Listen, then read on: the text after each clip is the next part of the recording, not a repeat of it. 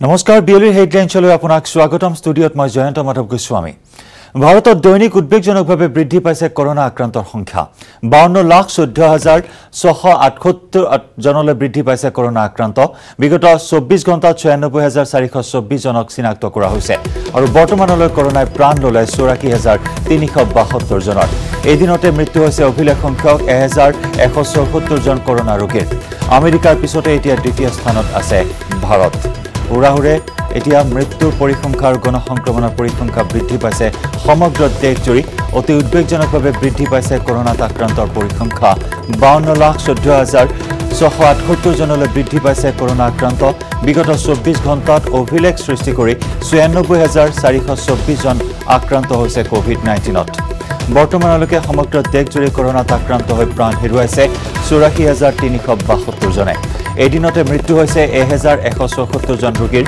আমেৰিকাৰ পিছতে এতিয়া মৃত্যুৰ সংখ্যাৰে আৰু আক্ৰান্তৰ পৰিসংখ্যাৰে দ্বিতীয় স্থানত আছে ভাৰত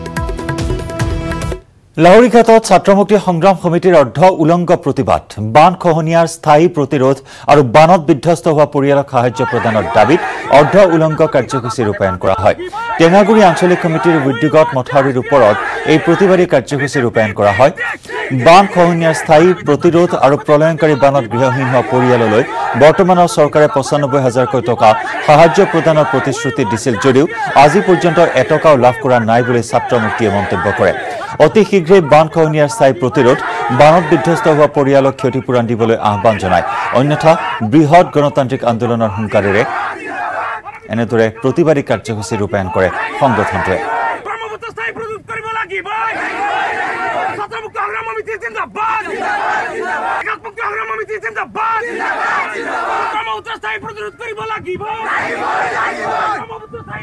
দুৰ্ভাগ্যজনক কথা যে এই ফেসিসবাদী বিজেপি সরকারের মন্ত্রী হিমন্ত বিশ্ব শর্মাই দম্বালি মারি 95,000 টাকা ক্ষতিপূরণ দিয়ার কথা প্রতিশ্রুতি দিয়ার পাছত হাজার হাজার লাখ লাখ রাইজে আবেদন জানাইছিলে কিন্তু দুর্ভাগ্যজনক কথা আছে আজিলৈকে 95,000 কিয় 95 টাকাও সর্বসাধারণ দরিদ্র কৃষক রাইজে পোৱা নাই আৰু আজি কাৰ্যসূচীৰ জৰিয়তে আমি অসম চৰকাৰ তথা কেন্দ্ৰীয় চৰকাৰক হকিয়াই দিব বিচাৰিছো অতিকে ব্ৰহ্মপুত্ৰ স্থায়ী প্ৰতিৰোধ কৰিব লাগে আৰু যিসকল আবেদনকাৰীসকলে আবেদন কৰিছিলে যিসকলৰ প্ৰকৃতভাৱে ক্ষতি হৈছিলে প্ৰত্যেকজন ব্যক্তিয়ে 95,000 টকা যিটো ক্ষতিপূৰণ এই ক্ষতিপূৰণটো পাব লাগে অন্যথাই আমি অনাগত দিনত ধাৰাবাহিকভাৱে তীব্ৰতৰ গণতান্ত্ৰিক আন্দোলন আমি গঢ়ি তুলিবলৈ বাধ্য হ'ম দুৰ্ঘটনাত যুৱকৰ মৃত্যুক লৈ নগাঁৱৰ হৈবৰ গাঁৱত তীব্ৰ উত্তেজনা নিশা নৱনিৰ্মিত দলঙৰ বাবে খান্দি থোৱা গাঁতত পৰি মৃত্যু হয় বাইক আৰোহীৰ বাইকসহ খাৱৈত সোমাই কৰুণ মৃত্যুক সাৱটি লয় যুৱক এজনে মৃত যুৱকজনৰ নাম হৈছে ৰণী চৰকাৰ কলং নৈৰ ওপৰত নিৰ্মাণ কাৰ্য চলি আছিল নতুন দলঙৰ আৰু ঠিকাদাৰ সংস্থাক ক্ষতিপূৰণ দিয়াৰ দাবীত ৰাইজে অৱৰোধ কৰে পথ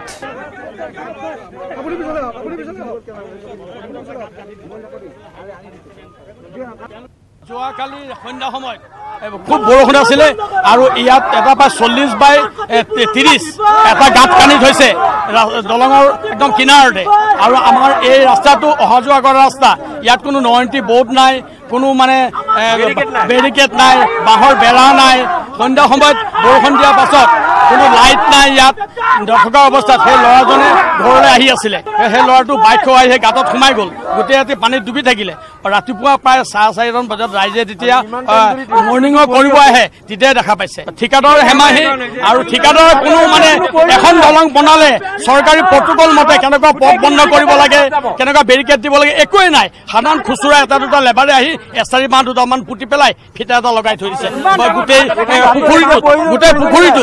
তাত কোনো দেখাই নাপায় তাতে ইমান ডাঙৰ পুখুৰী আছে, পানী ভৰি গ'ল বৰষুণত।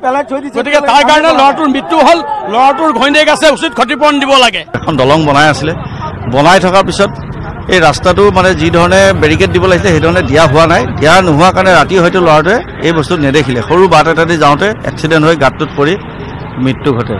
এতিয়া আমি এই সংক্ৰান্তে মানুহৰ লগত কথা পাতি আছোঁ, ডিষ্ট্ৰিক্ট প্ৰশাসনকো জনাইছোঁ।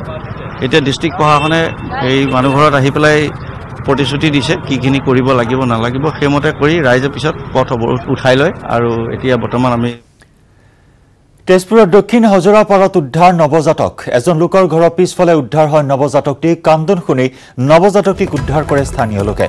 নৱজাতকটিক কনকলতা অসামৰিক চিকিৎসালয়ৰ ICUত ভৰ্তি কৰোৱা হয়।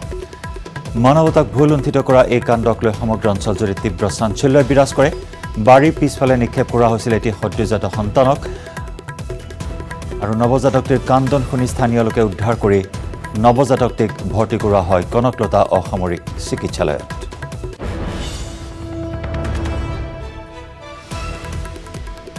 আমি অলপ ঘূৰি আহিলোঁগৈ, ঘূৰি আহি পেলাই মানে মোৰ এই লগৰ মানুহজনে ক'লে কি জয়ন্তী বাইদেউ ইয়াত কেঁচ এটা কান্দি আছে। তেতিয়া মই কোনো কেঁচ কান্দিলে। তাৰপৰা চালোঁ, মই খিৰিকীখন খুলি পেলাই চালোঁ, পোৱালিটো মানে কান্দি আছে। তাৰপৰা মই ল'ৰাটোক ক'লোঁ বাবু উঠিয়া ল'ৰাটোক কেঁচটো দাঙি মই মানে গোটাই মানুহক চিঞৰ পাখৰ কৰি চব মানুহ উঠাই দিলোঁ। উঠাই চব মানে দৌৰিকৈ আহিলে। তাৰপৰা এখেতে ল'ৰাটোৱে কি কৰিলে, জেওৰাখনৰ পৰা লাকে পাৰ হৈ পেলাই এটা হাতে জেওৰাই ধৰিছে, এটা হাতে এই পোৱালিটোকে দাঙি পেলাই মোক দিছে। মই লৈ পেলাই আকৌ জন্ম নাৰী কটাই নাই ধৰক। থানাত খবৰ দিলে, থানাত বুলিছোঁ যোৱা অকণমান দেৰি হ'ল কাৰণে ভাবিলোঁ কি পোৱালিটো অকণ কষ্ট পাব বুলি আমি লগৰ ধৰক লৈ গুচি আহিলোঁ চিভিললৈ। এইটো আমাৰ ঘৰৰ কাষতে ধৰক হজৰাপাই পায়। এইবাৰ চাহ দোকানী ৰূপত বিধায়ক ৰূপজ্যোতি কুৰ্মী। মৰিয়নি নগৰত থানা তিনিআলিত চাহ বিস্কুট বিক্ৰী কৰে ৰূপজ্যোতি কুৰ্মীয়ে। গ্ৰাহকক আকৰ্ষিত কৰিবলৈ বিধায়কগৰাকীয়ে চিঞৰিছে, আহক ৰাইজ 10 টকাত চাহ বিস্কুট, আহক ৰাইজ গৰম চাহ মাত্ৰ 10 টকাত। আচলতে নিতৌ ন বিতৰ্কিত মন্তব্য আৰু কৰ্মকাণ্ডৰে চৰ্চাত থকা কংগ্ৰেছী বিধায়ক ৰূপজ্যোতি কুৰ্মীৰ এয়া এক অভিনৱ প্ৰতিবাদহে। 17 ছেপ্টেম্বৰত দেশৰ প্ৰধানমন্ত্ৰী নৰেন্দ্ৰ মোদীৰ 70 সংখ্যক উপজা দিনত বিজেপি দলে গ্ৰহণ কৰে বিভিন্ন সেৱামূলক কাৰ্যসূচী। আনহাতে কংগ্ৰেছ দলে সমগ্ৰ দেশতে নৰেন্দ্ৰ মোদীৰ জন্মদিনটো ৰাষ্ট্ৰীয় নিবনুৱা দিৱস হিচাপে পালন কৰে। প্ৰধানমন্ত্ৰী তথা বিজেপি চৰকাৰ বছৰিত দেশৰ 2 কোটি নিবনুৱা চাকৰি প্ৰদানৰ প্ৰতিশ্ৰুতি পালনত ব্যৰ্থ হোৱা, নিবনুৱাক চাহ পকৰি বিক্ৰী কৰিবলৈ পৰামৰ্শ আগবঢ়োৱা আৰু বিজেপি চৰকাৰে নতুন নিযুক্তি বন্ধ কৰাৰ প্ৰতিবাদত মৰিয়নি NSUI আৰু বিধায়ক ৰূপজ্যোতি কুৰ্মীয়ে এনেদৰেই মৰিয়নি নগৰত থানা তিনিআলিত প্ৰতীকী ৰূপত চাহ বিস্কুট বিক্ৰী কৰি কেক কাটি সাব্যস্ত কৰে অভিনৱ প্ৰতিবাদ।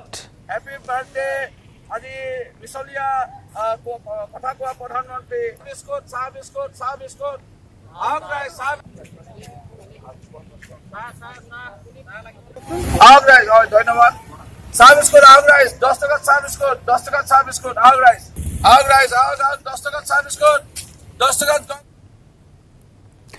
নতুনকৈ গঠিত হোৱা আঞ্চলিক দল অসম জাতীয় পৰিষদৰ দুলীয়াজান সমষ্টিৰ প্ৰাৰ্থী হিচাপে লুৰিণজ্যোতি গগৈয়ে প্ৰতিদ্বন্দ্বিতা কৰে, তেন্তে কোনে কিমান ভোট লাভ কৰিব তাৰে অংক কৰি উলিয়ালে বৰ্তমানৰ বিধায়ক তেৰছ গোৱালাই। বিধানসভা নিৰ্বাচনৰ দিন চমু চাপি অহাৰ লগে লগে ৰাজ্যৰ ৰাজনৈতিক মহলৰ মাজতো দেখিবলৈ পোৱা হৈছে এক প্ৰকাৰ বাক বিতণ্ডা। ৰাজ্যৰ সকলো ৰাজনৈতিক দলৰ নেতা পালি নেতা এতিয়া ব্যস্ত নিজৰ অংকত। সকলোৰে অংক দেখি শুনি এইবাৰ ৰৈ থাকিব নোৱাৰিলে দুলীয়াজানৰ বিধায়ক তেৰছ গোৱালা। বিধায়কগৰাকীৰ অংকৰ হিচাপ মতে তেওঁ যোৱাবাৰ 17,000 ভোট লাভ কৰি জয়ী হৈছিল, কিন্তু এইবাৰ লুৰিণজ্যোতি গগৈয়ে দুলীয়াজান সমষ্টিৰ পৰা প্ৰতিদ্বন্দ্বিতা কৰিলে অতি কমে 25,000 ভোট লাভ কৰি জয়ী হ'ব বুলি তিৰ্যক মন্তব্য কৰে দুলীয়াজানৰ বিজেপি বিধায়ক তেৰছ গোৱালাই।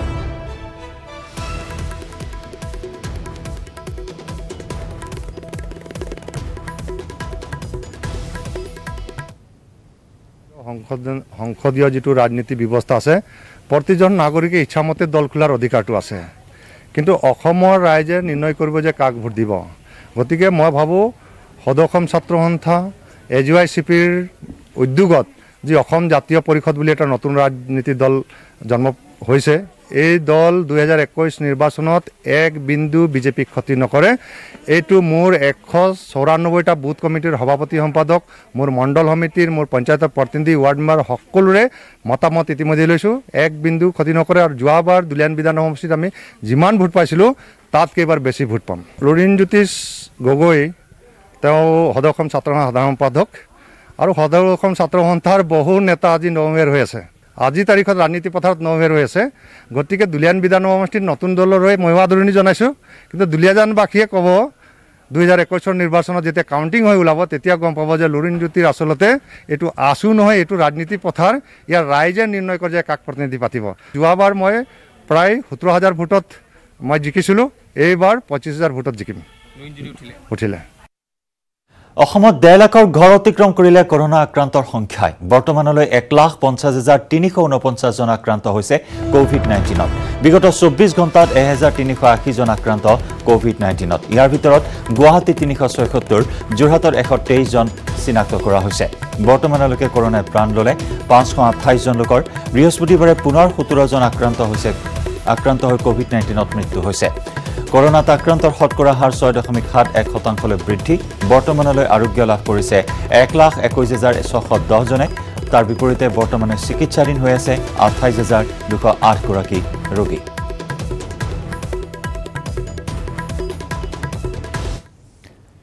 বিয়লি হেডলাইন্সত আমি খবৰৰ ধাৰা অব্যাহত ৰাখিম। সময় হৈছে এটি চমু বাণিজ্যিক বিৰতিৰ। সূৰ্যা চিমেণ্ট ব্যৱহাৰ কৰিলে ঘৰ 50% অধিক মজবুত হয়। আপোনাৰ ঘৰ অটুট হ'লে হ'ব অটুট অসম। সূৰ্যা চিমেণ্ট, অটুট ঘৰ, অটুট অসম। আগবঢ়াইছে আনমোল মাৰি প্লাছ, সলনি কৰক জীৱনৰ সোৱাদ।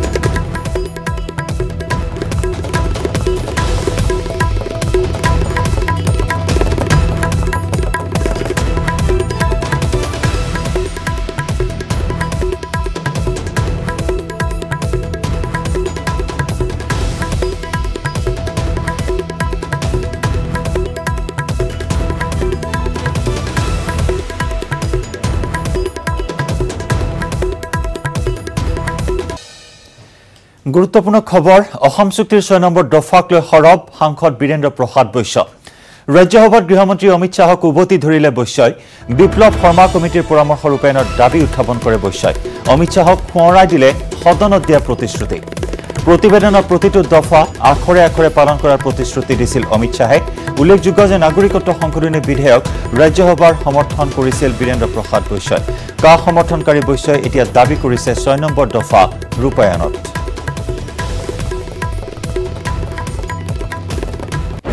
পুনৰ জনাইছোঁ 6 নম্বৰ দফাক লৈ প্ৰতিক্ৰিয়া প্ৰকাশ কৰিছে বীৰেন্দ্ৰ প্ৰসাদ বৈশ্যই। সদনত 6 নম্বৰ দফাক লৈ সৰব হৈ উঠিল সাংসদ বীৰেন্দ্ৰ প্ৰসাদ বৈশ্য। ৰাজ্যসভাত গৃহমন্ত্ৰী অমিত শ্বাহক উভতি ধৰিলে বৈশ্যই। বিপ্লৱ শৰ্মা কমিটিৰ পৰামৰ্শ ৰূপায়ণৰ দাবী জনাই সাংসদ বৈশ্যই। অমিত শ্বাহক সোঁৱৰাই দিলে সদনত দিয়া প্ৰতিশ্ৰুতি। প্ৰতিবেদনৰ প্ৰতিটো দফা আখৰে আখৰে পালন কৰাৰ প্ৰতিশ্ৰুতি দিছিল অমিত শ্বাহে। উল্লেখযোগ্য যে নাগৰিকত্ব সংশোধনী বিধেয়ক ৰাজ্যসভাত সমৰ্থন কৰিছিল বীৰেন্দ্ৰ প্ৰসাদ বৈশ্যই। কা সমৰ্থনকাৰী বৈশ্যই এতিয়া দাবী জনাইছে 6 নম্বৰ দফা ৰূপায়ণত। আজি মই ৰাজ্যসভাত স্পেচিয়েল মেনশ্যনৰ জৰিয়তে অসম চুক্তিৰ 6 দফা কাৰ্যকৰী কৰিবৰ কাৰণে কেন্দ্ৰীয় চৰকাৰে গঠন কৰি দিয়া জাষ্টিছ বিপ্লৱ শৰ্মাৰ কমিটিৰ অনুমোদন বুলি ৰিকমেণ্ডেশ্যন অতি শীঘ্ৰে ইমপ্লিমেণ্ট কৰিবৰ কাৰণে চৰকাৰৰ প্ৰতি আহ্বান জনাওঁ। অসম চুক্তিৰ 6 নম্বৰ ক্লজটো হ'ল চুক্তিৰ মেইন বিষয়বস্তু। 6 নম্বৰ ক্লজৰ ইমপ্লিমেণ্টেশ্যনৰ অবিহনে অসম চুক্তি কেতিয়াও সম্পূৰ্ণ হ'ব নোৱাৰে। কেন্দ্ৰীয় চৰকাৰে, কেন্দ্ৰীয় নেতৃত্বাধীন বিজেপি চৰকাৰে জাষ্টিছ বিপ্লৱ শৰ্মাক নেতৃত্বত এটা কমিটি গঠন কৰি অসম চুক্তিৰ 6 নম্বৰ ক্লজৰ ইমপ্লিমেণ্টেশ্যনৰ পৰামৰ্শ দিবলৈ গঠন কৰি দিছিল। আজিৰ পৰা 6 মাহ আগতে কমিটিয়ে তেখেতসকলৰ প্ৰতিবেদন দাখিল কৰিছিল। আজি 6 মাহ উকলি গ'ল, তেতিয়া এই ক্ষেত্ৰত আমি একো প্ৰগ্ৰেছ এতিয়ালৈকে দেখিবলৈ পোৱা নাই। সেয়েহে আমি কেন্দ্ৰীয় চৰকাৰক আজি আহ্বান জনাওঁ সদনত দিয়া প্ৰতিশ্ৰুতি অনুসৰি অসম চুক্তিৰ 6 নম্বৰ দফা কাৰ্যকৰী কৰিবৰ কাৰণে জাষ্টিছ বিপ্লৱ শৰ্মাৰ দ্বাৰা গঠিত কমিটিৰ প্ৰতিটো অনুমোদন প্ৰতিটো ৰিকমেণ্ডেশ্যন আখৰে আখৰে পালন কৰি ইয়াক কাৰ্যকৰী কৰিবৰ কাৰণে আমি চৰকাৰৰ প্ৰতি আহ্বান জনাওঁ 21 ছেপ্টেম্বৰৰ পৰা খোল খাব ৰাজ্যৰ বিদ্যালয়সমূহ নৱম মানৰ পৰা দ্বাদশ শ্ৰেণীলৈ কৰা হ'ব পাঠদান 50% শিক্ষক আৰু 50% ছাত্ৰ-ছাত্ৰীৰ উপস্থিতিত হ'ব পাঠদান প্ৰক্ৰিয়া আৰু বিদ্যালয়সমূহ খোলাৰ পূৰ্বে চেনিটাইজেশ্যন কৰি বীজাণুমুক্ত কৰা হৈছে প্ৰতিগৰাকী শিক্ষক আৰু ছাত্ৰ-ছাত্ৰীয়ে মাস্ক পৰিধান কৰাটো হ'ব বাধ্যতামূলক আগবঢ়াইছো সতীৰ্থ সাংবাদিক ভাস্কৰ জ্যোতি হাজৰিকাৰ ৰিপৰ্ট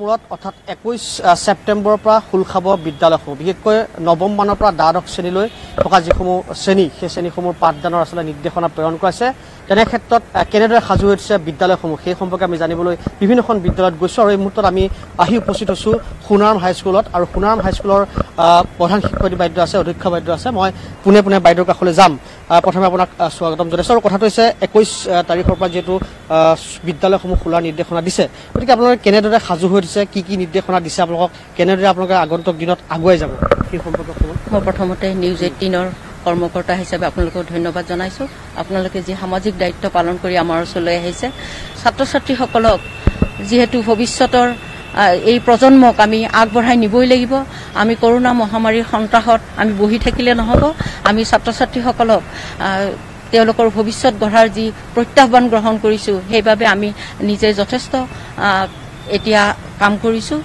বিদ্যালয় চৌহদ মই পৰিষ্কাৰ কৰাইছোঁ আৰু তাৰোপৰি আমাৰ বিদ্যালয় পৰিচালনা সমিতিৰ চেনিটাইজ কৰিছোঁ ইতিমধ্যে মোৰ দুবাৰ চেনিটাইজ কৰা হৈছে আৰু 20 তাৰিখে আৰু কৰিম 21 তাৰিখৰ পৰা যিহেতু ক্লাছ হ'ব কেনেকুৱা ধৰণৰ থাকিব মানে কেনেকুৱা ভাগ কৰা হৈছে বা যিহেতু নৱম মানৰ পৰা সাধাৰণতে নৱম শ্ৰেণী আৰু দশম শ্ৰেণীৰ যিসকল শিক্ষক শিক্ষয়িত্ৰী তেখেতসকলক ভাগ কৰি দি দিছোঁ কোনে কেতিয়া ক্লাছবোৰ ল'ব আৰু চৰকাৰী নিয়ম মানি পেলাই সেই ভাগবোৰ কৰি লৈছোঁ দুটা ভাগত ভাগ হয় 50% আহিব লাগিব আৰু ছাত্ৰ-ছাত্ৰীকো তেনেধৰণে ভাগ কৰি দিছোঁ আৰু উচ্চতৰ শাখাৰ যিহেতু ছাত্ৰ-ছাত্ৰীসকল বেছি হয় আৰু অসমীয়া আৰু ইংৰাজীত বহুত ছাত্ৰ হয় সেইসকলৰ কাৰণে মই 3টা হল ঠিক কৰি লৈছোঁ আৰু 3টা হলত যেতিয়া একেটা পাঠেই অসমীয়া বা হেৰিত ল'ব 3 গৰাকী বা 2 গৰাকী শিক্ষকে তেতিয়া মই ভাবোঁ বেছি অসুবিধা নহ'ব সময়টো কেনেকুৱা কিমান টাইমৰ পৰা কিমান টাইম 9টাৰ পৰা 12টালৈ তাৰপিছত 1টাৰ পৰা 4টালৈ আৰু